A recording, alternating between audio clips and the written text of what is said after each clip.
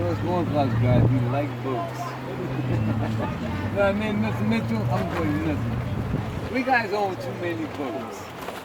So I don't, There's no such thing as too many. We earn boats. I buy them, but I don't know. We earn boats, and one of them's not even functionable. You know, we earn boats. We didn't even have to That talk one about down there, it. I see what my from there. That one is scared.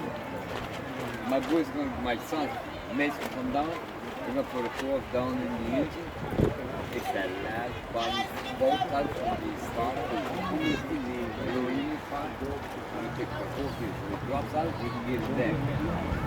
I've never seen anything like that. A small motor, that's not the reason you both up high. She's right down in that motor. Everybody tell me it's my spot. Me and my dad, I said no. Maybe being tournament, not being flywheel. I think if you grew up here up there, that's a good one.